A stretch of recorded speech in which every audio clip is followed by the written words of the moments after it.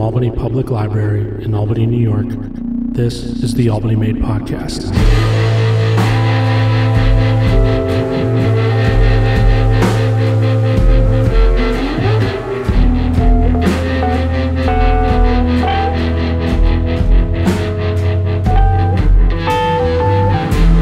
In the spirit of Halloween season, we present you two historic tales of murder and betrayal in the Capital Region.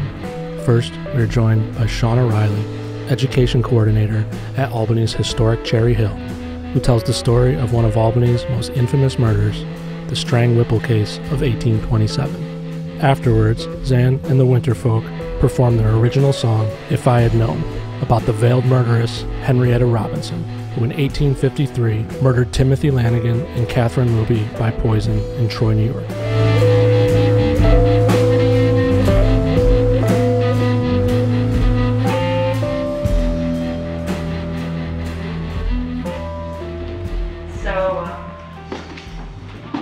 This is the murder room. This is the window. John Whipple was sitting there and then walked out and collapsed at the top of the stairs. The murder occurred in 1827, but the story really starts at least 10 years before that with Elsie Lansing. She's the daughter of Abraham Lansing and Christina Voorhees. She's the granddaughter of Abraham Lansing, a prominent sloop captain in the city of Albany. And her family history is important here because this is how she's connected to the Van Rensselaers of Cherry Hill.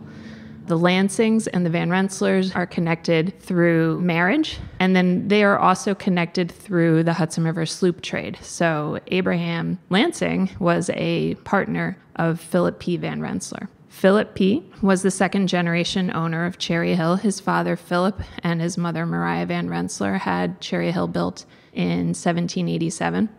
At the time of the murder, Philip P. is the person who is running the Cherry Hill farm. When Elsie is a young girl, her father actually dies, and she is under the care of Philip P. and Catherine. By the time she was an adolescent, she had gone to the school in Rensselaer that is now known as Emma Willard, and she would go to boarding school. She would come home and visit on vacations, and one of these vacations, she was home visiting, and she kept leaving after supper and staying out until 10 o'clock prayers. So she was gone for a good portion of the day as a 14-year-old. And allegedly, she was over at the neighbor's house spending time with John Whipple. John Whipple was 24. And short time after that vacation, she went back to school. And when her grandfather went to pick her up for another vacation, she was gone and had eloped with John Whipple. The two were married without the Lansing family knowing. Elsie's mother had died just a few months previous, which meant that she was very rich. And one of the reasons, besides the fact that the family was angry that she had eloped, they were very angry with the Whipple family because now John Whipple was in possession of Elsie's inheritance that she had inherited from her father and her mother. So this marriage is made. John Whipple actually has to sue for Elsie's inheritance in court because the Van Rensselaers and the Lansings contest it, but he wins. Eventually, Philip P. and Catherine Van Rensselaer come to like John Whipple, and they trust him. And they feel that while Elsie is undisciplined and a hysteric like her mother, John is very level-headed, and he takes her fortune and he invests it and he makes it grow. So all of this has happened 10 years before the murder. In 1826, Elsie is 24. She has a 5-year-old son. And her husband, John, is a contractor on the D&H Canal. The canals have exploded at this time. The Erie Canal was built in 1825. This is big business while the sloop trade is declining and the Cherry Hill Van Rensselaer wealth is declining. John is becoming more wealthy, and Elsie and John are boarders at Cherry Hill. There's speculation that perhaps Elsie had proven herself to be so untrustworthy, John didn't want to leave her alone. There were 22 people living at Cherry Hill at the time of the murder. So there were presumably a lot of people to kind of watch over Elsie, but they weren't watching closely enough. So Elsie is at Cherry Hill, as is her 5-year-old son, Abraham. And now we have another character that we can introduce, and that's Jesse Strang. Jesse Strang was the oldest of 14 children. He was originally from Westchester County, but also lived in Dutchess and Putnam counties. And in 1825, he deserted his wife and 4 children and went to Sandusky, Ohio. Some time after that, he heads back east, and somewhere around western New York, he stages his own death. He throws a bundle of clothes on the lakeside and makes it appear as if there was a struggle and walks away. And then they dredge the lake, and they conclude that Jesse Strang drowned in the lake. And he changes his name to Joseph Orton, and he comes to this area, comes to the Capital Region.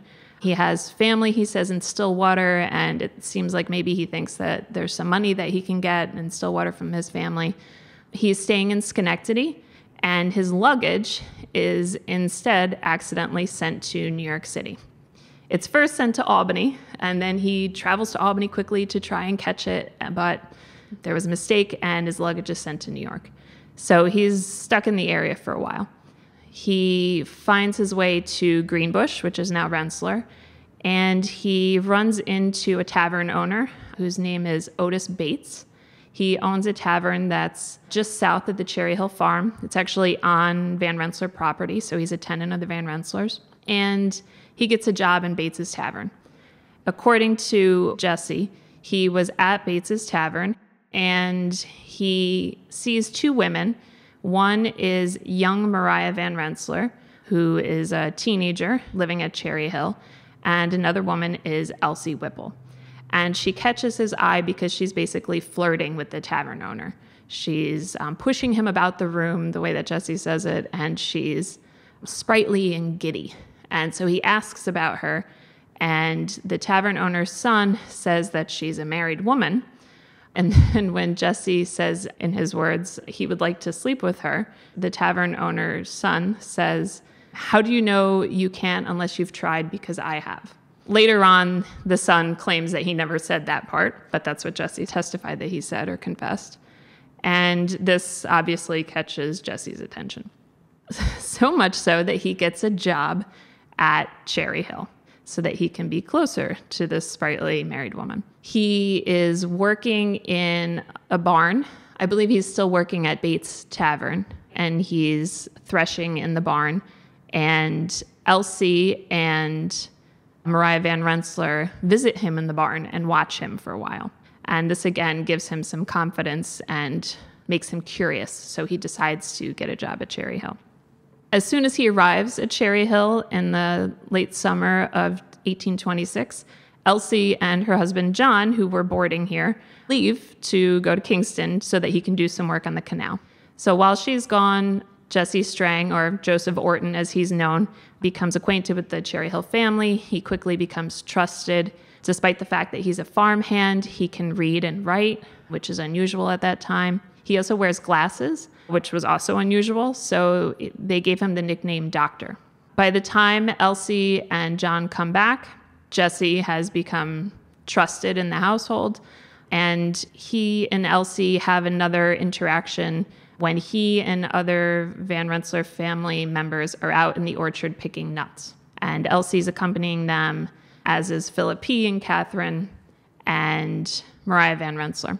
And so they're picking nuts, they come back in, and Elsie is familiar with him. So she has a conversation with him about other women who were with them, which Jesse writes is an unusual thing to do for an upper-class person to have this kind of familiar conversation about her peers with a farmhand. And this gives him an opening, he believes. But he doesn't act on it. And the next thing he says is that a few days later, Elsie accosts him in the kitchen. The kitchen in the house is this large room, and there are 2 bedrooms off of it. In one of the bedrooms, Jesse sleeps with another farmhand named George Wilson. And in the other bedroom off the kitchen, an enslaved woman named Dinah Jackson, who's about 50 years old. She's the family cook. By 1827, she's the last person who's enslaved at Cherry Hill. Servants would all be eating in the kitchen. The family would come and go very often. So it's one of those places that is set up for this interaction between Jesse and Elsie, and a lot of meetings thereafter. According to Jesse, Elsie accosts him in the kitchen and tells him she wants him to write her a letter. And at first he thinks that she is illiterate, and so he thinks she's just asking him to write for her. But it becomes clear that she wants him to write her a letter because she says, I never want to write the first one, which kind of would imply that she's had this kind of thing going before. But again, this is all Jesse's words. She tells him she wants him to think about it and write me a letter. So he thinks about it. He writes her a letter. And he basically says that if this is a trap and you're going to show your husband, then I'm not interested. But if this is not a trap, let me know. And Elsie writes back immediately and says, this is not a trap. Since I first saw you, I love you, and I'll be faithful to you forever. Sometimes they just pass the notes in the kitchen. Sometimes they leave them in places like under a pillow. Sometimes they actually give them to family members. So Philip and Catherine have 4 children living in the house. The oldest one is 22 years old. His name, of course, is Abraham. And there are 2 teenagers, and then there's a young girl. And so they are passing notes back and forth using the young girl, using the teenager. John Whipple's niece, Henrietta Patrick, who is a seamstress, works in Albany. She's actually sharing a bedroom with them. And she comes and goes from Albany every day, but she finds at least one of the letters underneath Elsie's pillow. Apparently, they burn every letter after they receive it, but afterwards, there are family members who testify that they did see these letters being exchanged. From the start, Jesse claims that they're passing letters back and forth and he just wants to run away. Let's just leave. Let's go to Montreal. We'll wait until John loses interest, and then we'll go to Sandusky, Ohio, and we'll start a new life together. Elsie says that she can't bear to leave her fortune behind.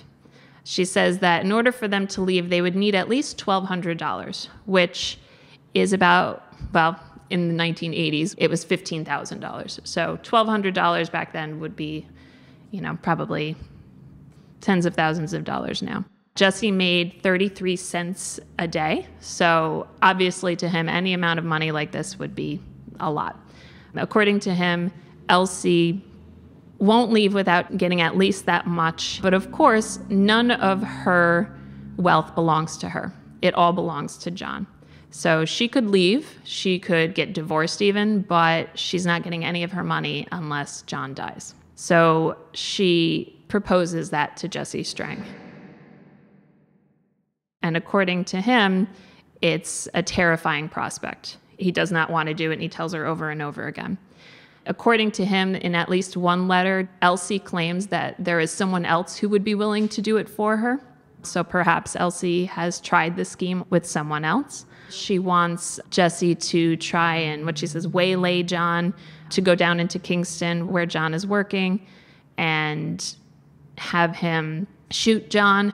Jesse says, well, maybe I could go to Montreal and hire someone and have him do it, but I don't feel that I could take someone's life. And the conversation stalls for a long time until Elsie claims that John hit her. And while Jesse confesses that he doesn't believe that John has done that, he's only seen John be kind and patient with Elsie, and most of the rest of the family also feels that way, or at least felt that way. They testified that John was patient even when he shouldn't have been, and kind even when Elsie didn't deserve kindness. Hearing that Elsie may have been struck seems to have prompted Jesse to agree to some kind of plot to murder John Whipple. He's not comfortable with shooting him, though. So Elsie suggests poisoning. Jesse tries several times to get arsenic in Albany and to bring it back so that Elsie can poison John. Each plot fails miserably. The first time he actually goes to Dinah Jackson, the cook, and asks her how much she would be willing to take in order to poison John Whipple when she's making his food. Dinah says she wouldn't do it for the state or the whole world. And if she were to do something like that, she wouldn't be able to live with herself. Jesse pretends then that he was joking, laughs, and gets up and walks away. And Dinah doesn't tell anyone. Remember, she's an enslaved person. She doesn't have a lot of freedoms, and she probably didn't feel safe to go and tell someone something about someone who was so trusted by the family. The next thing he does is he gets some arsenic. And each time he does this, he gets a little envelope of it. And he gives just a small portion of it to Elsie. And then he hides the rest. And for some reason, every time he hides the rest, he loses it. Or one time he hid it in a piece of furniture in the barn. And then that piece of furniture was sold to someone else. So then he had to try and track down the furniture. And when he did finally track down the furniture and look inside, the arsenic must have fallen out somewhere. Another time he hides it in the barn and then tries to move it in another place. So even in this task that he's doing, he just seems to struggle a lot. On Elsie's side, she's also struggling because she gives John some arsenic in his tea and doesn't give him enough. Nothing happens. So then she wonders if there's something wrong with it. So again, Jessie goes and gets more arsenic. She puts more in some kind of medicinal drink. John's become suspicious, so he wants her and their son, 5-year-old Abraham, to drink it first. She spills hers, but allows her 5-year-old son to drink something she knows has arsenic in it. John drinks it as well. Afterwards, she runs to Jessie, and they do something that they think will mediate it, and they give him something to drink or eat, I think. And everyone's okay, much to Elsie's dismay. In the meantime, Elsie and Jessie are taking the relationship further than just note passing.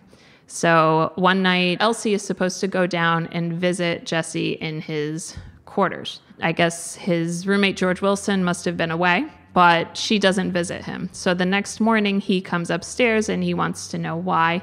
And she explains that one of the women in the household locked the little passageway to his door. And they, at that time, go into the bedroom that was being used by young Mariah Van Rensselaer. And according to Jessie, they consummated their relationship there.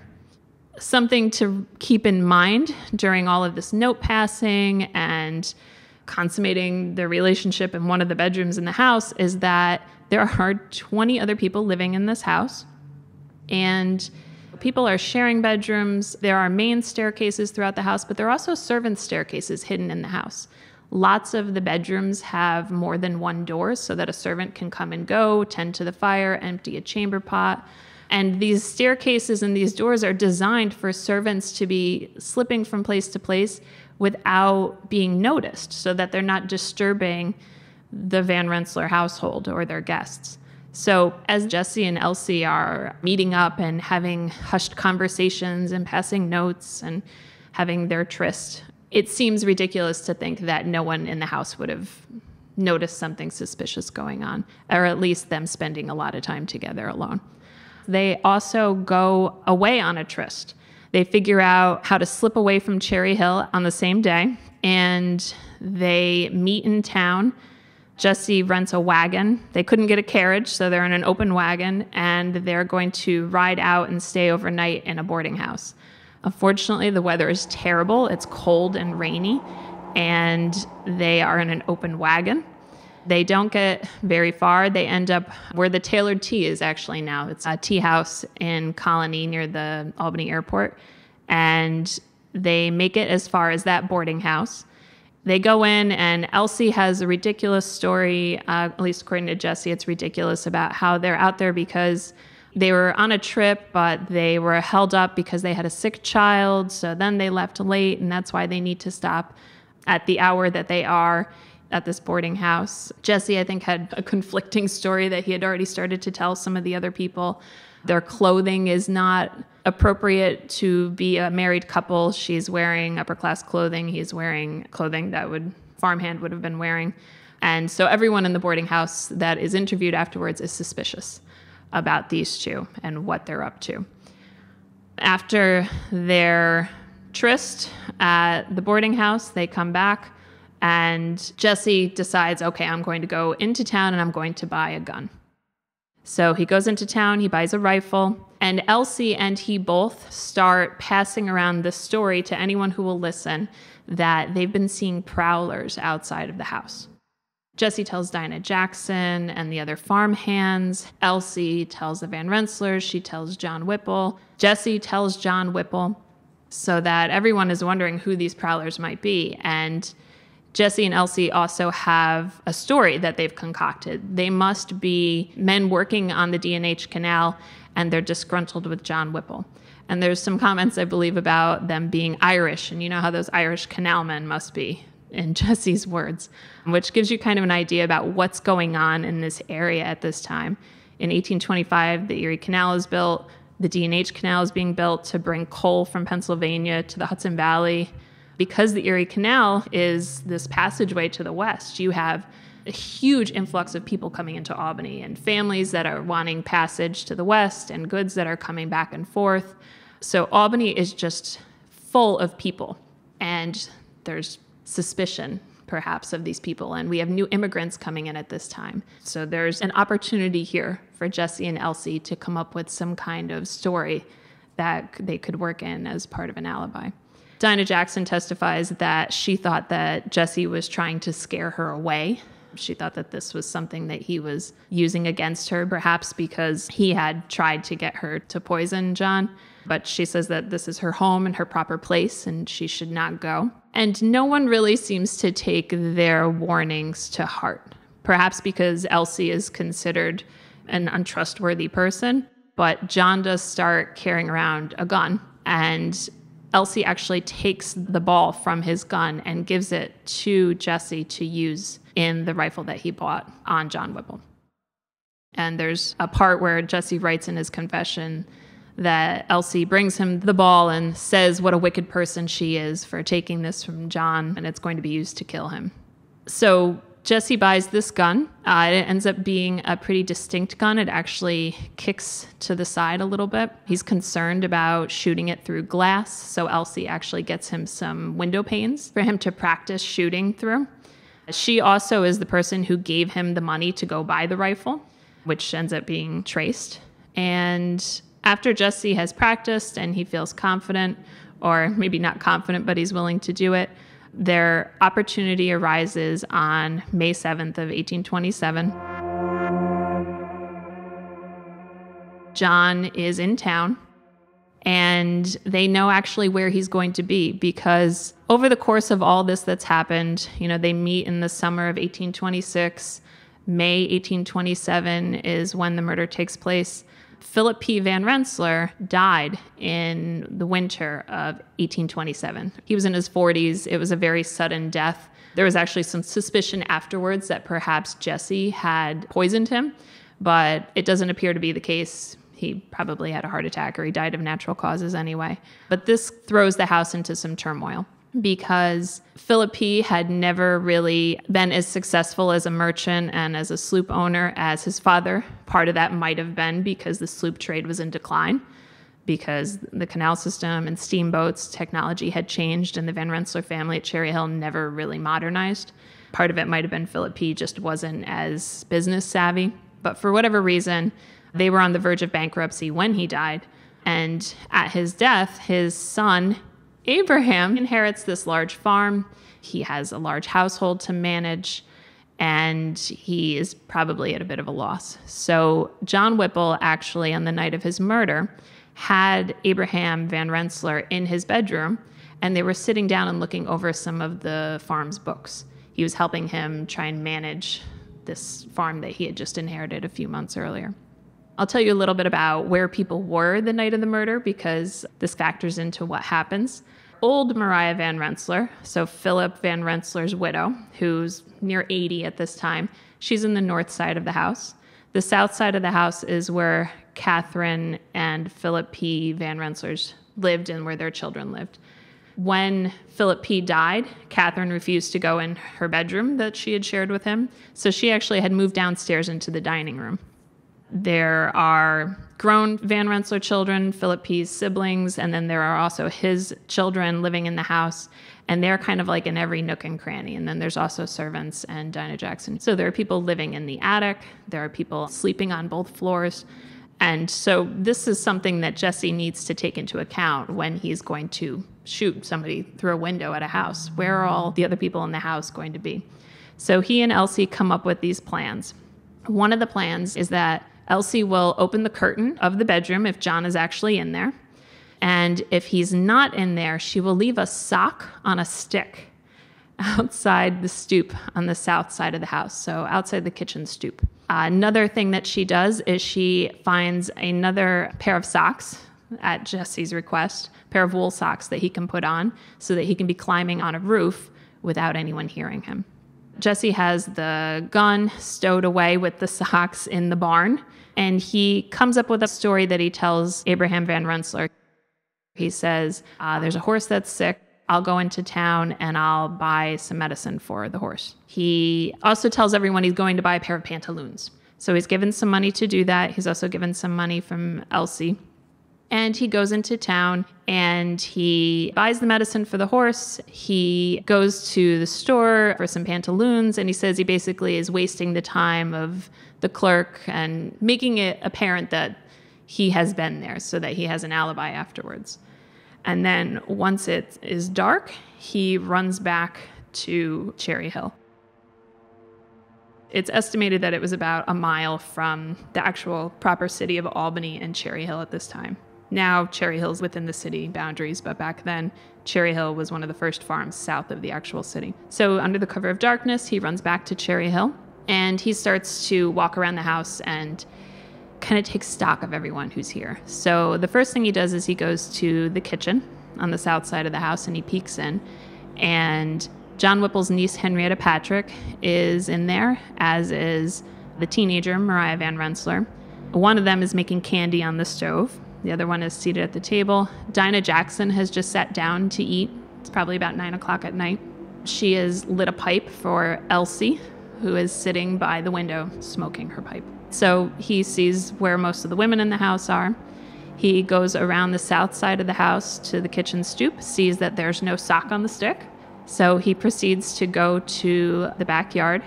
He looks in the back window and sees Catherine Van Rensselaer, the widow, who is sewing in the dining room, which she has made her bedroom. And he feels like he's accounted for most of the Van Rensselaers anyway. He knows that the curtain is open, so John must be in his bedroom. He runs to the barn, he gets the rifle, he changes out of his shoes and puts on the socks. He fetches a box, puts it against the potting shed wall. He hoists himself up onto the roof, and he's able to walk right up to the window in Elsie and John Whipple's bedroom.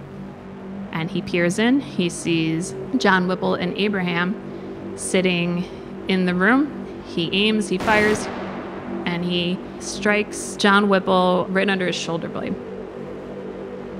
The gun backfires, and he slips and falls off the roof. And when he stands up and dusts himself off, he says, ironically, "Thank God I'm not hurt," and runs to the back of the property, grabs his shoes and his socks. He runs into the woods. Right now, there's streets and houses right next to Cherry Hill, but back then there were ravines, there was a stream. So he goes tearing through the woods. He tries to bury the socks and the rifle in a stream bed. He goes running up as close as he can to Albany, and then he kind of just jumps through the woods and into the street, and there's a crowd already running towards Cherry Hill. And he joins that crowd. So now if we go back and we look at it from the perspective of the people inside Cherry Hill, just before Jesse fires through the window, Abraham looked up and saw his face. And John Whipple, at the moment he is shot, shouts out, "Oh Lord." And he goes staggering into the hallway. Abraham Van Rensselaer also runs out into the hallway. John collapses at the top of the stairs and dies on the spot. Abraham goes running downstairs to get a gun to run outside and see who it was, but the family stops him. They're afraid. They don't want him to get hurt. At the time when they hear the gunshot in the kitchen, they also immediately hear Catherine Van Rensselaer scream. Pandemonium breaks out in the kitchen. The young women rush into Dinah Jackson's bedroom and lock themselves inside. Dinah Jackson pulls herself free and goes and opens the door and tells the family dog to go see whoever the intruder is. But the dog did not stir, she says. And that to her was immediately suspicious because the dog always barked at strangers. So why the dog wouldn't have gone after whoever was outside or barked when they saw him, that caught her attention. They send Killian Van Rensselaer into town to fetch the family doctor. And In doing so, he also stops at the Columbia Hotel and lets people know that. And so people just start heading towards Cherry Hill. They want to know what's going on. Dinah Jackson is standing at the front door, and she sees this crowd come up, and they're trying to get in the gate. And then she sees Jesse Strang. And she says, "Doctor, come in. Mr. Whipple's been shot." So Jesse Strang leaves the crowd, comes into the house.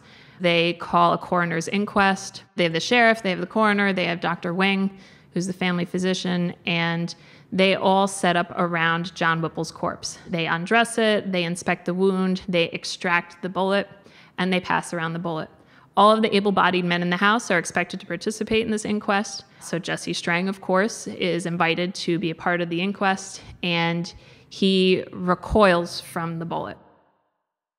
He paces. They testified later that he was so quick to blame prowlers or someone else. Jesse had pointed to the window and said, "Wouldn't that be a fine place for someone to shoot through?" So Jesse had been so quick to set up his alibi, he had really just incriminated himself. And within a couple of days, he was arrested. Elsie proceeds to swoon and faint and is generally hysterical. She is asked by one of the questioners to kiss John Whipple's corpse. A beer kiss was folklore, believed to be a test for a murder suspect. If a murder suspect kissed their victim, then the wound would bleed. So Elsie kisses John's corpse, and the wound does not bleed, but she's not exonerated by that. Soon, all of the stories about her behavior and the intrigue that she and Jesse have created result in her being arrested as well. Jesse caves under pressure and feels that if he can perhaps implicate Elsie, then that might lessen his sentence. So he does. And Elsie refuses that she had anything to do with the murder, but she does admit to having the affair with Jesse. Several members of the family testify that they had exchanged notes for them, and they eventually do have the tavern keepers at the boarding house that they had stayed at testify that they had seen them stay as husband and wife.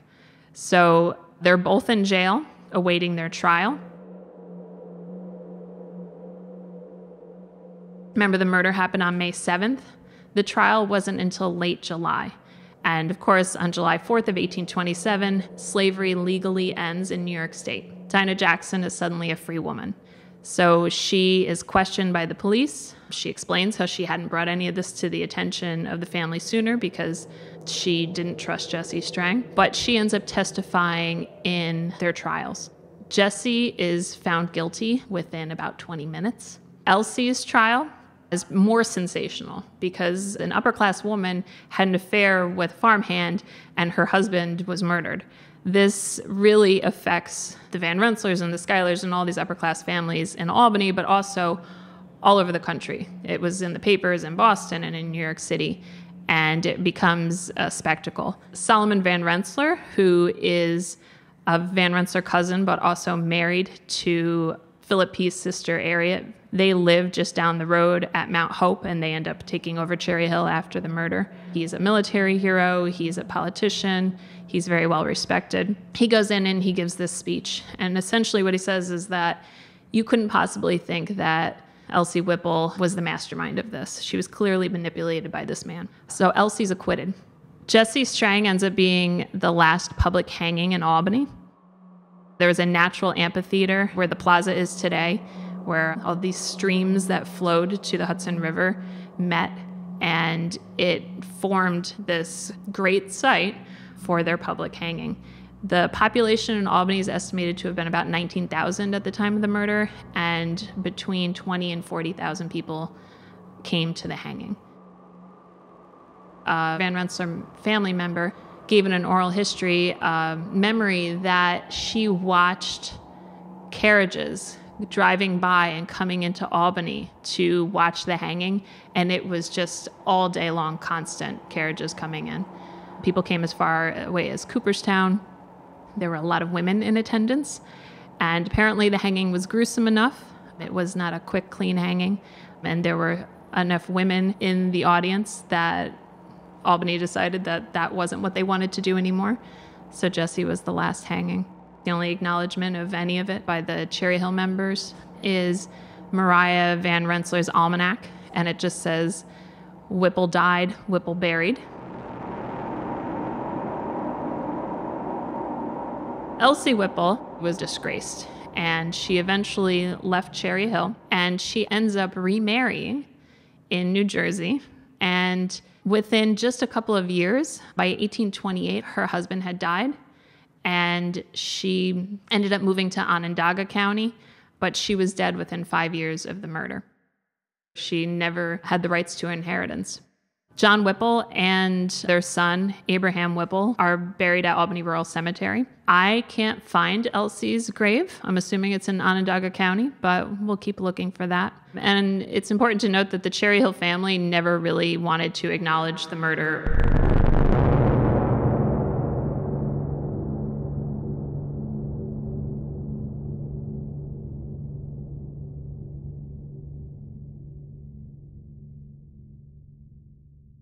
This is Zan Strumfeld of Zan and the Winter Folk. This song is called If I Had Known, and it's about Henrietta Robinson, known as the Veiled Murderess, of Troy, New York. Henrietta was known around town as a heavy drinker and even carried a revolver in her dress. She often thought her neighbors were out to get her. On one particular night in the 1850s, she got very drunk at a local bar owned by a couple named the Lanagans, who lived above. Mrs. Lanagan wound up kicking Henrietta out for being too rowdy. A few hours later, Henrietta knocks on the Lanagans' door, claiming she is sorry for her rowdiness and wanting to offer beers as an apology. Mr. Lanagan lets her in, but his wife, who had earlier kicked Henrietta out, is suspicious. She watches as her husband drinks one of the beers, and then quickly falls to his death from arsenic poisoning. Henrietta is later convicted of murder and wears a veil the entirety of her trial, hence her nickname, the Veiled Murderess. Some say she was responsible for several other Troy deaths, but this is the only one she is convicted of. The song is written from the perspective of Mrs. Lanagan, as if she's telling her story in a police report. Many news articles from the 1850s focus on how to be a good wife. Set the table, don't ask questions, let the husband lead.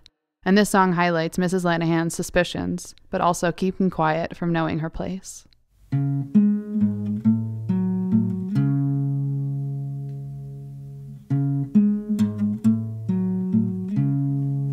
If I had known, I'd have bit my tongue, held back those words that became the barrel of the gun. But what's a bar to do? The rowdy gotta go. So I told her to leave, and Henrietta went home. For my sweet husband, what a lovely soul. He let her in, right into our home to say she was sorry. But I should have known if I had known.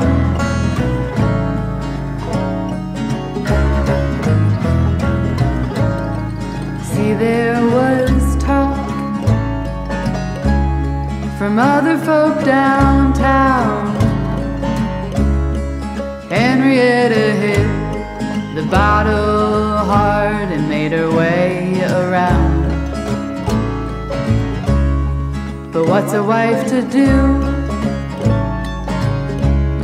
I set the table, laid out the bread, the cheese, the knife, a choice that was fatal.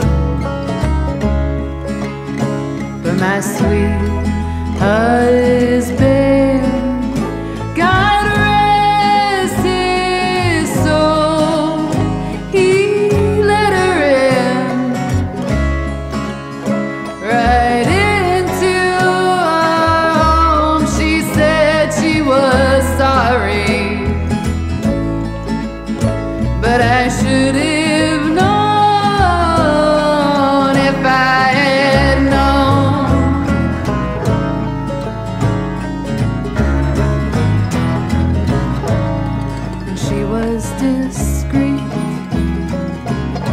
said these beers are on me,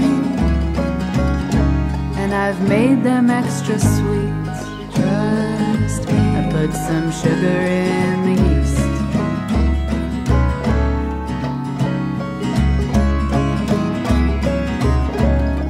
And my Timothy, he laughed, oh what a treat. But I just drank tea and stayed quiet in my seat. And down, down, down, the sugar went down, down, down, down, down, down. He drank it down, and down, down, down, the poison went down, down, down, down, down, down. Timmy went down,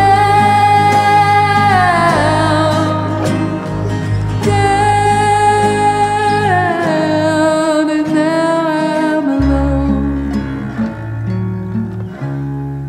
I was so naive. But when a wife wants to speak, she waits for the husband's decree. And if I had known, I'd never let her in, or I'd have that drink to go down with my tin. And oh, love of mine, God rest your soul. I have never loved someone so hard. Now I'm so sorry. I should have known, should have known.